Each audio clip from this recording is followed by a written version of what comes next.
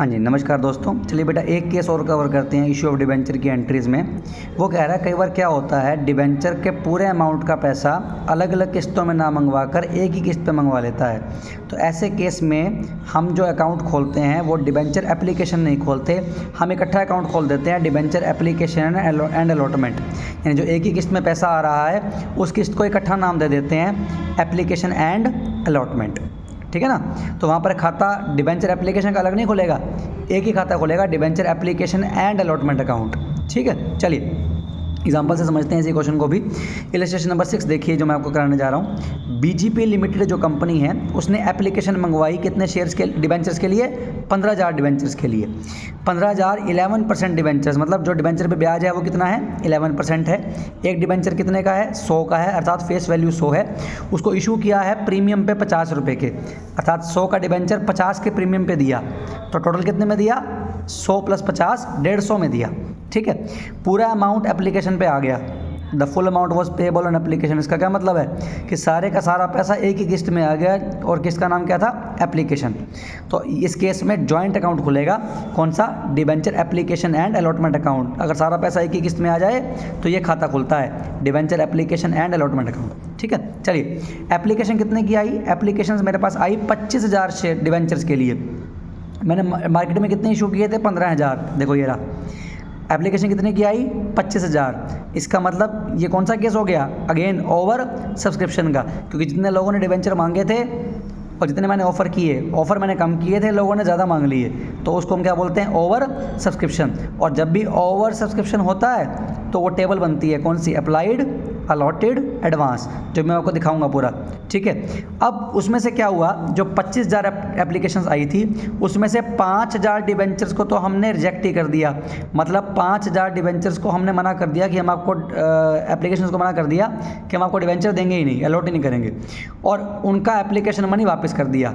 और जो debenture allot हुए थे बाकी डिबेंचर्स एप्लीकेशंस को हो गए किस बेसिस पे? प्रोराटा बेसिस पे। तो अब देखो क्या हिसाब किताब बना। 25,000 टोटल एप्लीकेशन आई थी, जिसमें से 5,000 डिबेंचर्स को तो हमने डिबेंचर, मतलब 5,000 एप्लीकेशंस पे तो हमने डिबेंचर दिया ही नहीं। ठीक है ना। तो कितने रह गए जितने अप्लाई करने वाले? 20 रह गए। 25 टोटल एप्लीकेशन आई थी, 5,000 को हमने मना कर दिया, एक भी डिबेंचर नहीं दिया, तो कितने रह गए? 20। तो जो 20 रह गए उनको प्रो राटा बेसिस पे कितने डिबेंचर दे दिए हमने? 15,000। तो उसका हिसाब मैंने यहाँ बना रखा है, देखो ये रहा। अभी आपको समझाऊंगा सारा कैसे बना रखा है। ठीक है, तो अब उसके बाद वो कहता है कुछ नहीं करना, सिर्फ जनरल एंट्रीज पास कर देनी है in the books of BGP Limited. पहले थोड़ा हिसाब समझ लेते हैं। एंट्रीज तो इसमें 2 ही पास होंगी। आइए देखो, सबसे पहले हमने मार्केट में कितने ऑफर किए थे बेटा? 15,000। डिबेंचर पे कितना ब्याज था? 11%। एक डिबेंचर कितने का था? 100 का था, 50 के प्रीमियम पे दिया, अर्थात टोटल कितने में दिया? 150 में दिया। टी माने टोटल कितने में दिया? 150 में दिया। इस 150 में 100 तो डिबेंचर की फेस वैल्यू है और 50 क्या है? प्रीमियम है। उसके बाद सारे का सारा पैसा एक ही किस्त पे आ गया। किस पे आ गया? एप्लीकेशन पे आ गया। तो जॉइंट अकाउंट खोल देंगे एप्लीकेशन का और अलॉटमेंट का। और जो पैसा आया वो 150 रुपये आया। क्यों? क्योंकि टोटल कितने में इशू किया था? 150 में, और एक ही किस्त में आया तो मैंने लिख दिया एक ही किस्त। कौन सी? एप्लीकेशन की। सारा पैसा एप्लीकेशन पे आ गया 150 रुपये। 150 में से अगेन 50 क्या है? प्रीमियम है, और 100 क्या है? फेस वैल्यू है। क्योंकि सारा पैसा एक ही किस्त पे आया, इसका मतलब प्रीमियम भी उसी किस्त पे आ गया, है ना। तो 150 रुपये एक ही किस्त पे आ गए एप्लीकेशन पे, जिसमें 50 प्रीमियम है और 100 फेस वैल्यू है। चलिए अब कितने डिबेंचर के लिए लोगों ने अप्लाई किया? लोगों ने अप्लाई किया 25,000 डिबेंचर्स के लिए।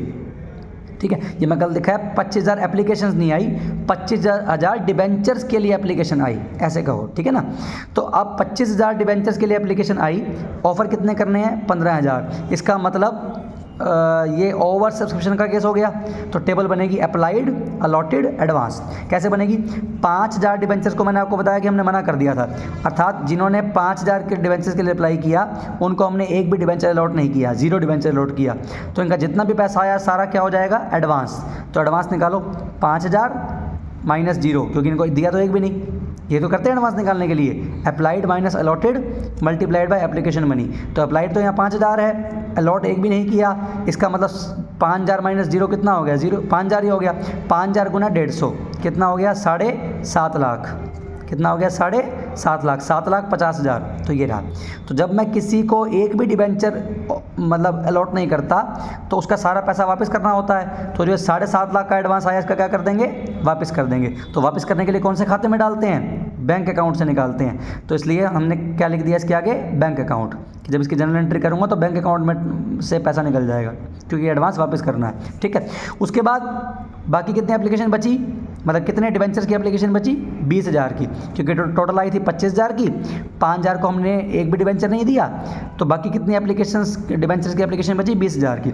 और इन 20,000 वालों को हमने प्रोराटा बेसिस पे दे दिया, अर्थात इन 20,000 वालों को जितने की डिबेंचर इशू किए थे, कितने किए थे, 15, तो 20,000 वालों को कितने दे दिए, 15। ठीक है, तो अब इनका एडवांस निकालो, 20,000 माइनस 15,000 कितना हो गया, 5,000, 5,000 गुना में 150 कितना हो गया, 7.5 लाख। तो इनका एडवांस भी कितना आएगा, 7.5 लाख।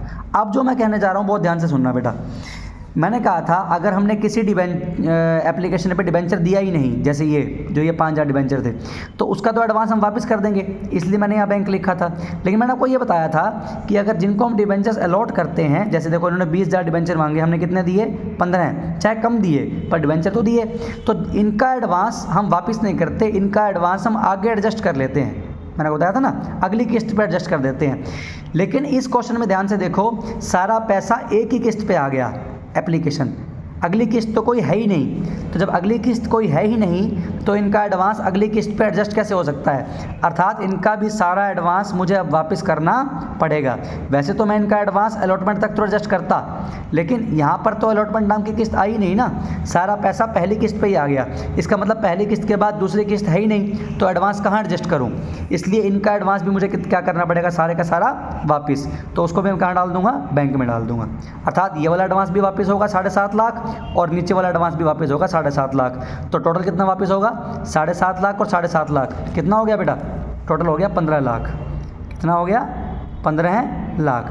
तो 15 लाख कंपनी वापस कर देगी सारा का सारा एडवांस। ठीक है, तो अब इसकी एंट्री कर लेते हैं। आइए, सबसे पहले एप्लीकेशन मनी आएगा, तो मैंने कहा था यहाँ पर आप एप्लीकेशन अकाउंट नहीं खोलोगे, एप्लीकेशन एंड अलॉटमेंट का कंबाइंड अकाउंट खोलोगे, तो एंट्री होगी, क्योंकि यहाँ पर सारा पैसा एक ही किस्त में आ रहा है। तो बैंक अकाउंट डेबिट टू 11%, क्योंकि ब्याज रेट कितना है 11%, to 11% debenture application and allotment account. जब सारा पैसा एक ही किस्त में आए तो डिबेंचर एप्लीकेशन और अलॉटमेंट का इकट्ठा खाता खुल जाता है, तो वो मैंने खोल दिया। अब एप्लीकेशन में कितना पैसा आया था, जितना लोगों ने अप्लाई किया 25,000 शेयर के लिए, और एप्लीकेशन मनी है 150, तो 25,000 गुना में 150, ये हो गया 37.5 लाख, यानी कि 37,50,000। तो ये आ रखा है 37,50,000, 25,000 डिबेंचर्स पे 150 के हिसाब से। ठीक है बेटा, चलिए उसके बाद ये जो debenture application and allotment credit हुआ था, अब अगले एंट्री में ये क्या हो जाएगा, डेबिट। जब मैं एप्लीकेशन का मनी ट्रांसफ़र करूँगा डिफरेंट अकाउंट्स में, तो ये जो क्रेडिट हुआ था क्या हो जाएगा, डेबिट। तो कर दो, debenture application and allotment account debit, कितने से, 37.5 लाख था ना, तो यहाँ पे कितना आ गया, 37.5 लाख, 37,50,000।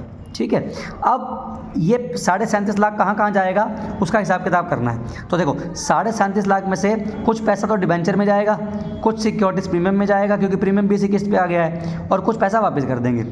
ठीक है ना, तो कैसे करेंगे वो देखो। सबसे पहले निकालते हैं डिबेंचर्स में कितना जाएगा। देखो डिबेंचर्स में कितना जाएगा, जितने मैंने डिबेंचर अलॉट किए थे, कितने अलॉट किए थे, 15,000, 15,000 गुना में फेस वैल्यू उस किस्त की, तो इस किस्त की फेस वैल्यू कितनी है, 100, तो 15,000 गुना में 100, जैसे हमने पिछले क्वेश्चन में किया था, कितना आ गया, 15 लाख।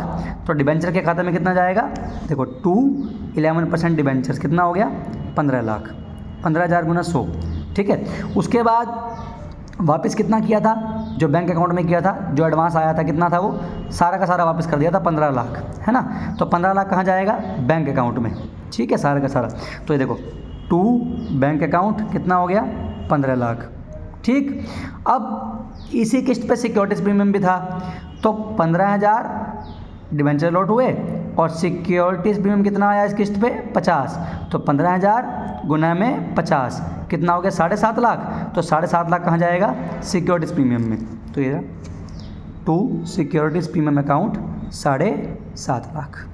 ठीक है, अर्थात जो टोटल आया था डिबेंचर एप्लीकेशन एंड अलॉटमेंट पे कितना, 37.5 लाख, उसमें से डिबेंचर्स में चला जाएगा जितने डिबेंचर अलॉट किए, अर्थात 15,000 गुना में फेस वैल्यू जो थी उसकी, जो एक किस्त में आई है, कितनी आई है, 100 का 100 किस्त में आ गया, तो 15,000 गुना 100 कितना हो गया, 15 लाख।